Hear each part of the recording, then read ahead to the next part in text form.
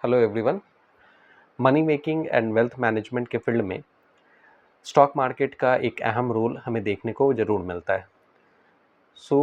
India में चूँकि हम लोग हैं और इंडियन स्टॉक मार्केट की हम लोग बात करते हैं, तो इंडियन स्टॉक मार्केट में वो कौन से फैक्टर हैं जो मार्केट को इम्पैक्ट करते हैं, उनके बारे में हमारा जो है आज का डिस्कशन होगा। बेसिकली जब तक हमारे पास में एक साउंड नॉलेज नहीं होगा मार्केट के ओवरऑल डायनेमिक्स के बारे में, तो उस केस में मार्केट से पैसे निकालना जो होता है या मार्केट में रह के मनी को मल्टीप्लाई करना जो होता है वो काफ़ी ज़्यादा चैलेंजिंग होता है। वो एक तरह से तुक्का लगाने वाली बात हो जाती है और जिससे फेल होने के चांसेस ज़्यादा होंगे और कैपिटल एप्रिसिएशन के चांसेस बहुत कम होंगे। तो ये बेहतर है कि हम लोग पहले स्टॉक मार्केट में डिफरेंट फैक्टर्स के रोल को हम लोग समझें और अकॉर्डिंगली हम लोग करेक्टिव मेजर्स लें, अपने कैपिटल को प्रोटेक्ट करें और प्रॉफिट मेकिंग जर्नी पे आगे बढ़ें। इंडियन स्टॉक मार्केट को जो इम्पैक्ट करने वाले मैक्रो इकोनॉमिक फैक्टर्स हैं उनके बारे में अगर हम लोग बात करें तो सबसे पहला जो फैक्टर हो जाता है वो हो जाता है डॉलर इंडेक्स। तो बेसिकली समझते हैं कि डॉलर इंडेक्स क्या होता है।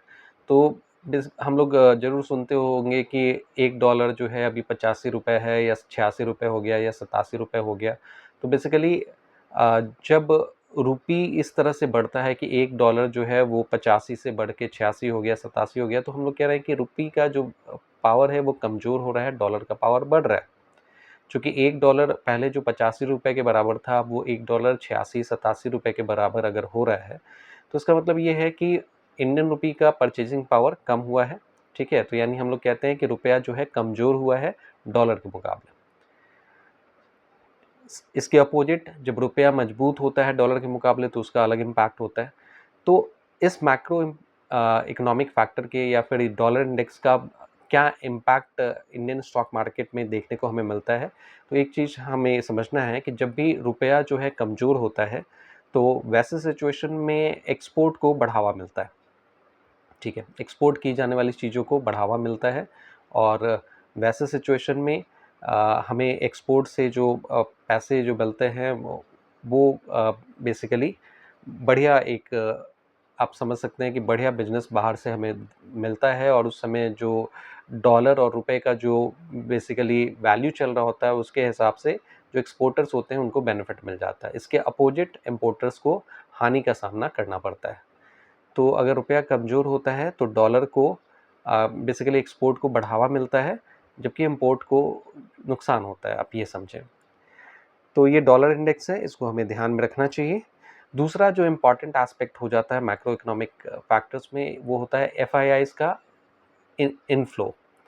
जैसे फॉरेन इंस्टीट्यूशनल इन्वेस्टर्स जो होते हैं वो अपने साथ में बहुत शॉर्ट ड्यूरेशन के लिए मनी लेके आते हैं और स्टॉक मार्केट में वो बेसिकली इन्वेस्ट करते हैं। अब ये इन्वेस्टमेंट बहुत लॉन्ग टर्म के लिए नहीं होता है, बहुत ही शॉर्ट टर्म के लिए होता है और इस मनी को हम लोग हॉट मनी के नाम से जानते हैं, क्योंकि ये मार्केट में जाता है, बहुत शॉर्ट ड्यूरेशन के लिए होता है, वहाँ पे अच्छा खासा वोलेटिलिटी क्रिएट करता है और फिर वहाँ से तुरंत जो है प्रॉफिट लेके निकलने की फिराक में लगा रहता है। तो एफआईआईज़ जो है वो किस तरह से अपना रोल प्ले कर रहे हैं, वो बाइंग मोड में है या सेल मोड में है, उसके हिसाब से भी मार्केट को अपवर्ड या डाउनवर्ड डायरेक्शन में बेसिकली जाने का जो है मौका देखने को मिल जाता है। अगर एफआईआईज़ बाई कर रहे हैं तो आप देखेंगे, चूँकि एफआईआईज़ जो होते हैं बहुत ह्यूज मनी लेके आते हैं, तो वैसे केस में मार्केट के ऊपर जाने का सिचुएशन होता है और एफआईआईज़ जब सेल कर रहे होते हैं तो वैसे केस में मार्केट के टूटने का चांस बढ़ा रहता है।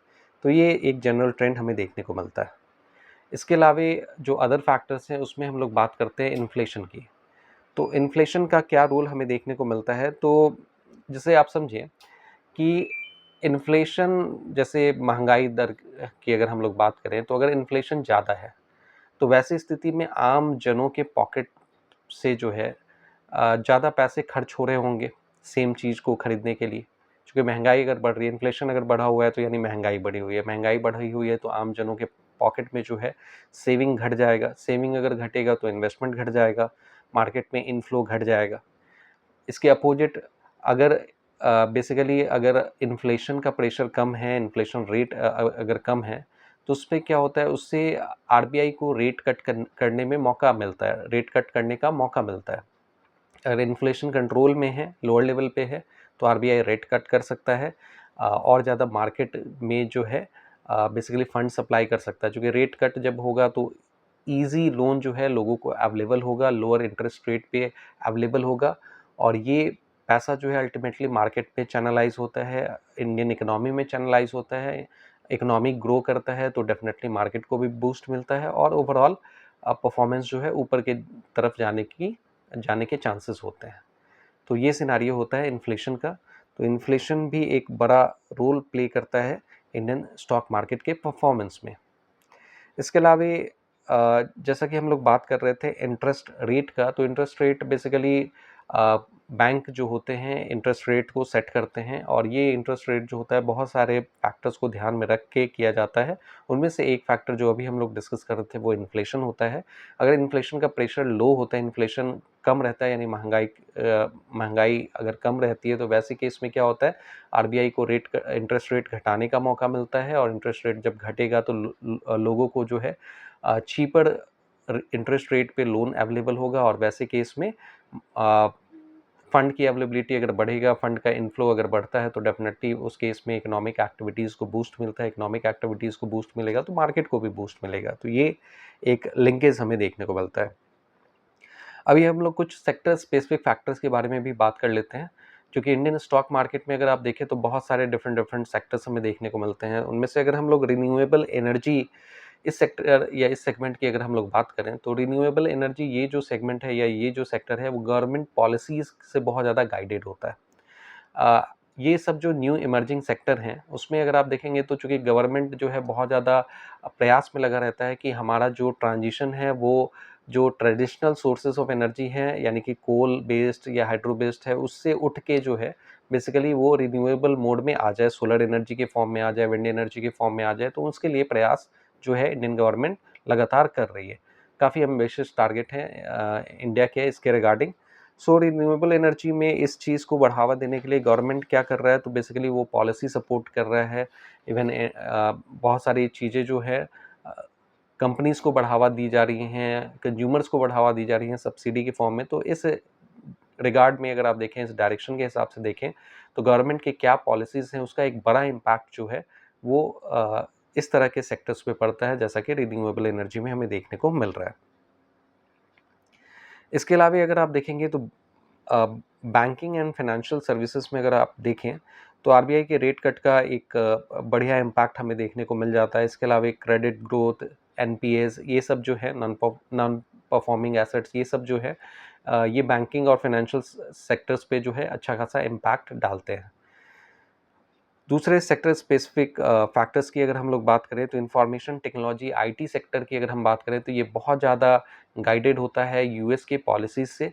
यूएस में टेक्नोलॉजी का क्या ग्रोथ हमें देखने को मिल रहा है, क्योंकि यूएस में अगर ग्रोथ है, यूएस का इकोनॉमी अगर ग्रोइंग फेज में है, तो टेक्नोलॉजी का फील्ड भी ग्रो कर रहा होगा, और टेक्नोलॉजी का फील्ड अगर ग्रो कर रहा होगा तो इंडियन टेक्नोलॉजी या जो इंडिया के तरफ से जो टेक्नोलॉजिकल सपोर्ट होते हैं उसको भी बूस्ट मिलता है, इंडियन कंपनीज़ को वहाँ से बेनिफिट देखने को मिल जाता है।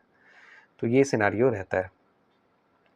इसके अलावा electric vehicles and auto components की बात करें तो ये इस पर्टिकुलर सेक्टर में भी अगर आप देखेंगे तो गवर्नमेंट पॉलिसीज़ बहुत ज़्यादा मायने रखते हैं, क्योंकि ईवी जो होता है अगेन पॉल्यूशन कंट्रोल के डायरेक्शन में एक अच्छा एफर्ट माना जाता है।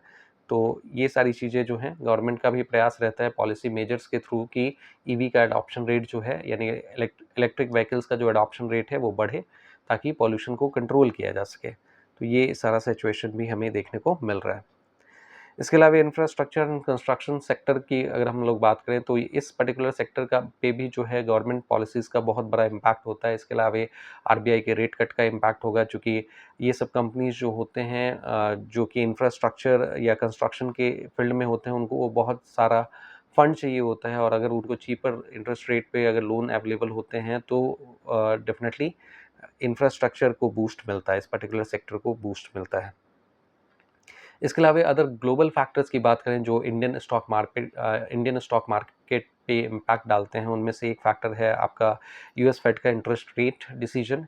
यूएस का इंटरेस्ट रेट किस तरह से है, ऊपर की तरफ जा रहा है या इंटरेस्ट रेट यूएस कट कर रहा है, यूएस का जो फेड है। जैसे इंडिया में आरबीआई जो है वो सारी चीज़ों का मॉनिटरिंग करता है, आरबीआई जो है इंडिया का सेंट्रल बैंक है, वैसे ही यूएस में जो है वो फेड आरबीआई के तौर पे काम करता है। तो फेड जो है रेट कट से रिलेटेड डिसीजन वही लेता है। तो अगर फेड जो है रेट कट अगर करता है तो उसका इम्पैक्ट ये होगा कि बेसिकली मनी सप्लाई जो है इकोनॉमी में बढ़ता है, और वो अगर मनी सप्लाई यूएस इकोनॉमी में बढ़ेगा तो उसका बहुत सारा पोर्शन जो होता है वो डेवलपिंग कंट्रीज़ में भी चैनलाइज होता है। और डेवलपिंग कंट्रीज़ में जब इस तरह के फंड आते हैं तो डेफिनेटली वहाँ पे वहाँ की इकोनॉमी को भी बूस्ट मिलता है, शॉर्ट टर्म या लॉन्ग टर्म के हिसाब से, डिपेंडिंग ऑन कि वो एफआईआईज़ के फॉर्म में आ रहा है या फिर एफपीआईज़ के फॉर्म में आ रहा है, यानी फॉरेन इंस्टीट्यूशनल इन्वेस्टर्स के फॉर्म में आ रहे हैं या फिर फॉरेन पोर्टफोलियो इन्वेस्टर्स के तौर पे आ रहे हैं। तो इसके हिसाब से हमें देखने को मिल जाता है। इसके अलावा अदर ग्लोबल फैक्टर्स जिनका इंडिया के स्टॉक मार्केट पे इम्पैक्ट होता है, उसमें जियोपॉलिटिकल टेंशन भी एक इम्पॉर्टेंट रोल प्ले करता है। आज के टाइम में अगर देखें तो बहुत सारे जगहों पे जो है ग्लोबल कॉन्फ्लिक्ट के तौर पे, या फिर जैसे रशिया यूक्रेन टेंशन अगर आप देख लें, या फिर यूएस इंडिया ट्रेड डील पे जो नेगेटिव इमोशंस छाए हुए हैं, वो सारी चीज़ें देख लें, तो इन सब के कारण से जो होता है ग्लोबल इकोनॉमिक अनसर्टेनिटी बना हुआ रहता है। और ये सारे फैक्टर्स जो हैं वो इंडिया के भी स्टॉक मार्केट को इम्पैक्ट करते हैं। इनफैक्ट किसी भी कंट्री के स्टॉक मार्केट को अगर आप देखें तो उन सारे में इन पर्टिकुलर फैक्टर्स का रोल आपको देखने को मिल जाएगा, उसका इम्पैक्ट आपको देखने को मिल जाएगा। तो यहाँ जो हमने डिस्कशन किया, हमने बात की कि इंडिया के स्टॉक मार्केट पे किन-किन फैक्टर्स का इम्पैक्ट देखने को मिल जाता है, या किन-किन फैक्टर्स का रोल हमें देखने को मिल जाता है, उनके बारे में हमने एक डिटेल्ड एनालिसिस किया है।